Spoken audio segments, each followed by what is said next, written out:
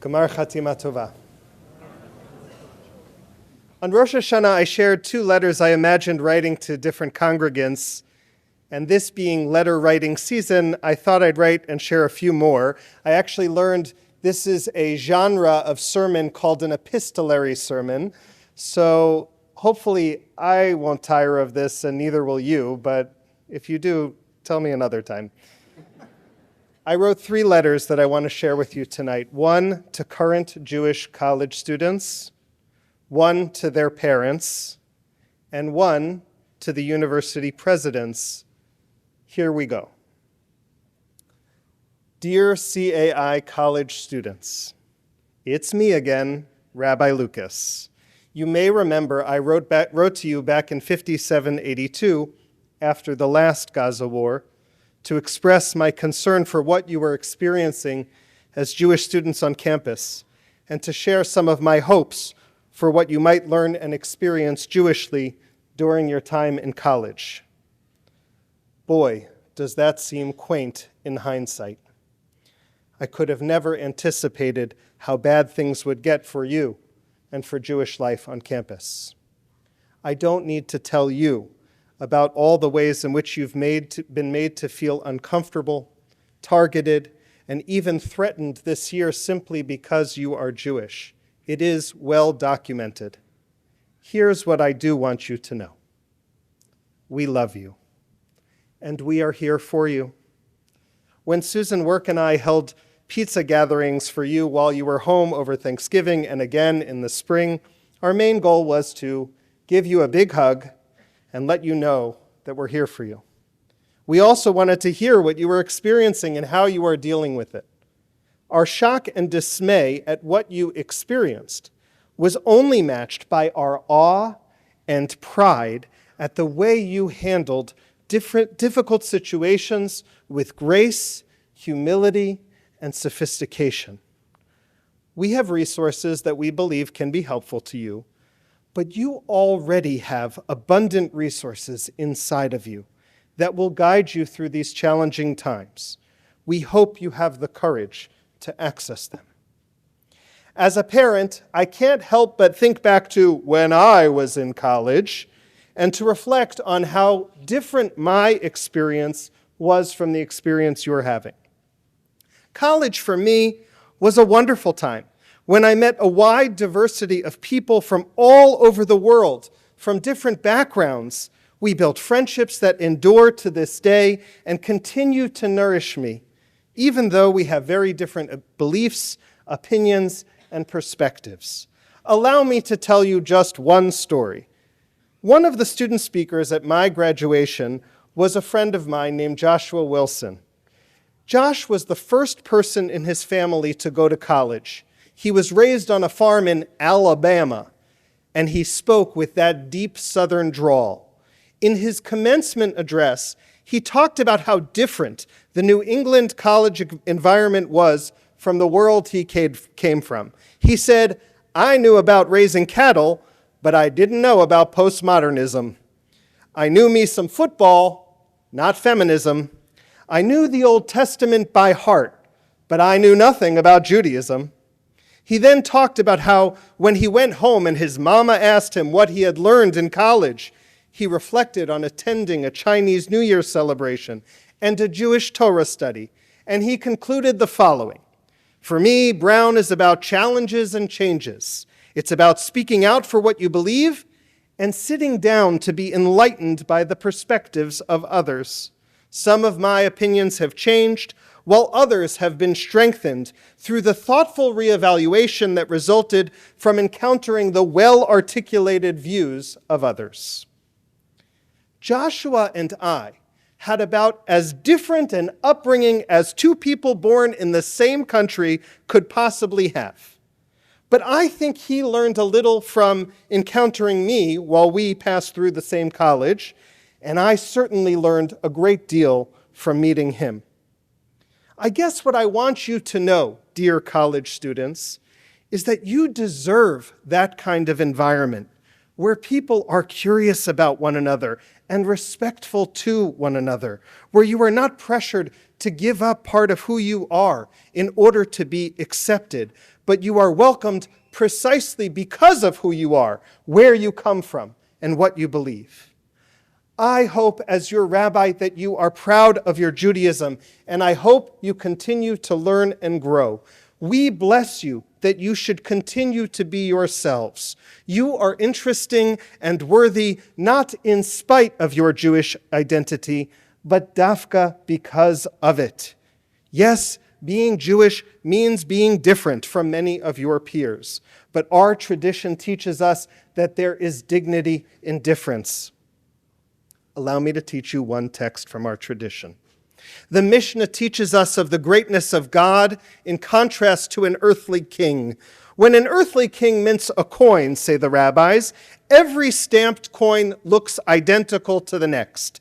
But when God makes a mold for humanity, each stamped product is unique. The lesson is clear.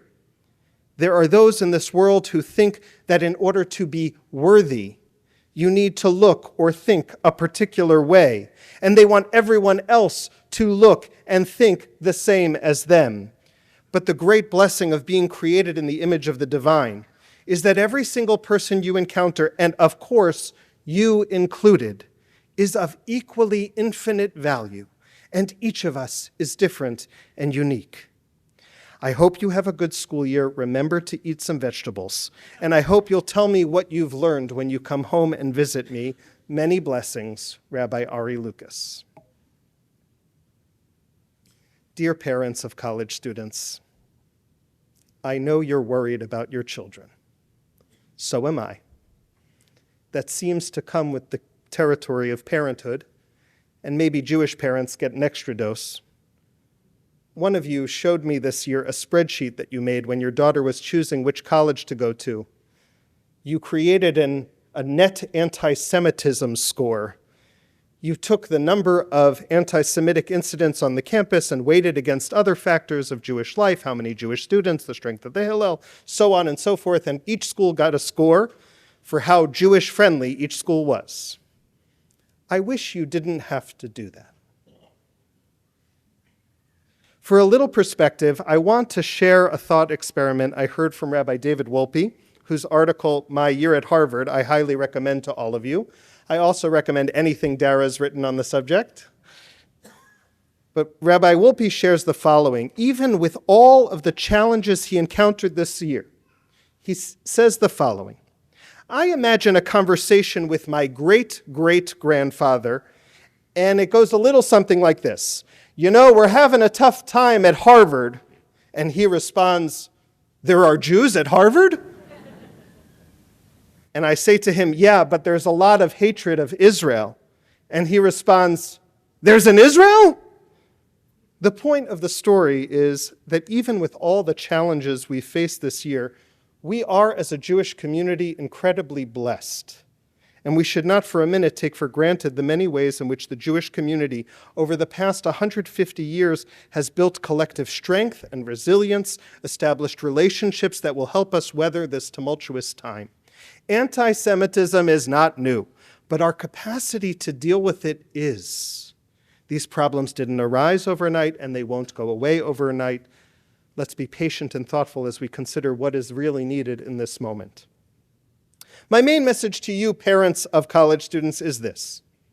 Trust your children. Trust yourselves. And trust the Jewish professionals on campus. Trust your children. They are amazing, capable, thoughtful, and they're now, whether you want to admit it or not, adults. They may encounter struggles while they're on campus about a whole host of things. Trust them. They will figure it out. And if they don't, they know where to find you. I think the challenge of parenting at this stage of life, and I'm speaking here from zero experience, is to try and be like a charging station for a hybrid plug-in car. While they're out in the world, they need to find ways to energize themselves and get where they're going. But when they come home, we can juice them up so they can go back out and explore new places. I know many of you were concerned by what you heard and saw on campuses last year. Me too. I want to caution all of us not to insert ourselves into these institutions in ways that are unhelpful and unproductive. That doesn't mean you don't have a say. You certainly do. But I recommend you think thoughtfully about the best and most effective way to have your voice heard. I highly recommend you read a collection of essays compiled by the Hartman Institute from Jewish campus professionals that was published this year. It's available online at thesourcesjournal.org. Many of you have asked us, what are we doing to help prepare our children for the campus environment? My response to you is this. We're here every day of the week discovering the joy, purpose, and power of Jewish life together. If you want your children to be prepared for the tumultuous world of college and beyond, the best thing we can do together is to teach our children to love Judaism. Teach them Torah. Bring them to shul. Make Shabbat a sacred time. Build a sukkah. Teach them to read Hebrew. Light candles. Make kosher choices. Teach them about chesed, about loving kindness and tzedakah. Surround yourselves with Jewish books in your home. Buy a new talis or a pair of tefillin, a fancy, expensive Kiddush cup for your holiday table. Take your children to Israel. For every investment you make in their 529 college savings account, make an equal investment in their Jewish education. Bring them to religious school with Susan. Don't just register them, bring them. Encourage them to take advantage of the incredible teen programming that you heard about from Sam. We're here doing Jewish stuff all the time. But we need to do this together. This is the best possible preparation they can get. At the risk of offering another transportation metaphor, don't worry, this one is a biblical transportation vehicle, I think our goal is to build an ark for our children to weather the storms of the world. When the world had lost its moral footing in the time of Noah, when a storm was brewing, did God tell Noah to convince every lawless person to change their ways? No. Instead, God told Noah to build an ark to weather the storm. Our rituals, our textual tradition, these have always been our protective ark against the storms of every generation. Friends, it's pouring, and we need to protect ourselves. And I believe the best protection, and here I'm going to mix a metaphor, is to grab hold of the deeply rooted tree of life that is Torah and Jewish tradition, or we will be washed away. But just like the ark in the time of Noah, God instructed that it not be completely sealed off from the world. Tzohar ta'aseh lateva, make a window to the outside world. We want our kids to have a strong sense of their Jewish identity, to feel safe and protected in who they are. But we also want them to remain open to exploration, to find an olive branch extended that will be the first sign of a new place that they can make their home once the waters recede. And I do believe the waters will recede. I wrote to your children about somebody I met in college. His name is Joshua Wilson. I told them how I learned from him because he was so different from me, but I want to tell you how I met him. He sought me out and other Jewish students because while he knew the Bible, he never studied it with Jews. I was able to study with him because I had a strong Jewish education. He was interesting to me because he was so different from anything I had known or experienced. I'd never met someone from Alabama who'd grown up doing farm work and was deeply committed in his way to his Christian faith. He single-handedly challenged many preconceived notions I didn't even know I had about Southern farmers until I met him. But I was interesting to him because I was grounded in a particularity of my own, in Jewish tradition. Parents, I know you're constantly juggling how often and how forcefully to push your children to make Jewish choices. After all, they have so many other things competing for their time and attention, and we want them to be well-rounded. But sometimes I wonder if we're raising our children to be so well-rounded that they are going to roll right off the table. We don't, I believe, need radically novel strategies only to invest ourselves in the time-tested pathways of our tradition that help keep our people alive and thriving. With love and friendship, Rabbi Ari Lucas.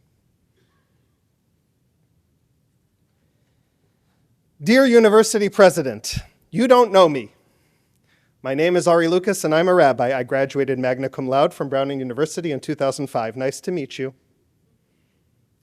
You have a really hard job. The pressures on university presidents are immense.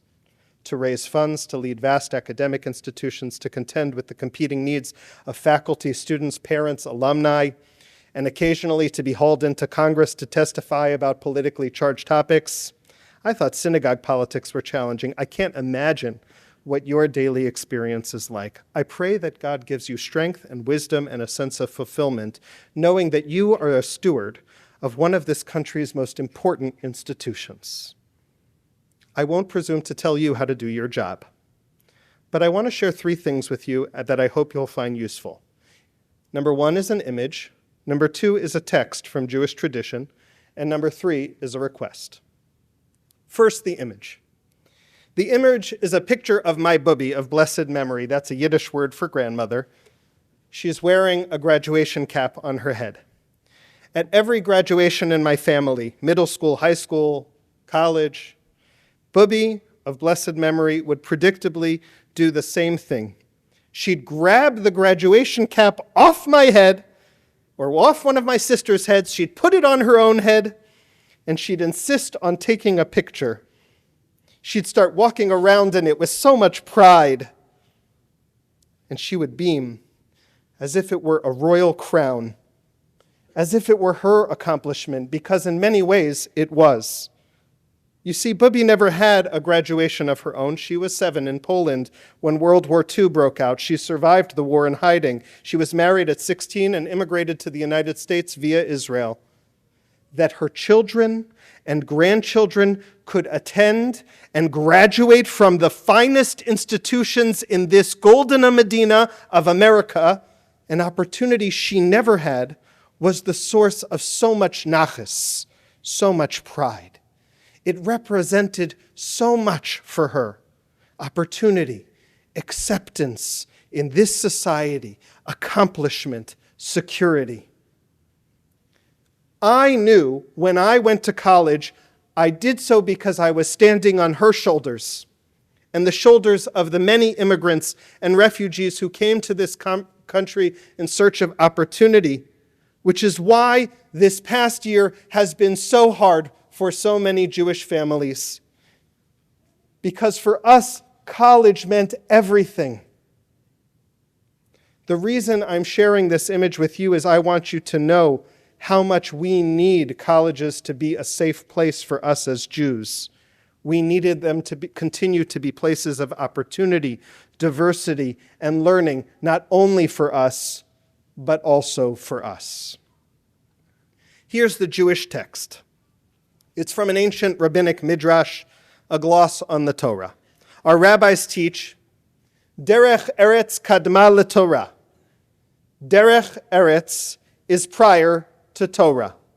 You probably know what Torah is. It's the foundation of all Jewish life and knowledge. It refers to the 5 books of Moses, but also more broadly to the tree of life that is Jewish wisdom, the 85,000 words of the Pentateuch, the nearly 2 million words of the Talmud, the oral Torah, and the billions of words of commentary and discussion on those primary sources. But you might not be familiar with the term Derech Eretz.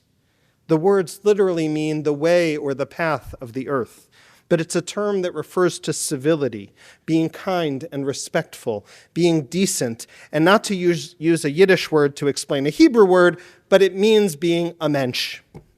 Our rabbis teach us that even important than Torah, and to them saying this means a lot, even important than Torah, prior to the ability to learn or engage in any kind of wisdom, is kindness and decency. I share this text with you in the hope that you might see your job as a university president not only as transmitting knowledge, ideas, wisdom, but also teaching moral character, instilling into the faculty and the administration that if they haven't taught derech eretz, if they haven't modeled derech eretz, then no amount of wisdom or academic achievement will be worth a thing. If the 20th century taught us anything, it's that knowledge without proper moral instruction can be a tool for hate and destruction. I try to live by this precept, derech eretz kadma leTorah. I try to instill it in my congregation, and perhaps it will be useful to you in your job as well. And at the risk of being chutzpahdik, the last thing I'll do is make a request. I respect that universities need to be careful about protecting freedom of speech. I support you in not wanting to tamp down legitimate protest or freedom of expression. I do. But I would also encourage you to use your freedom of speech. Make a statement.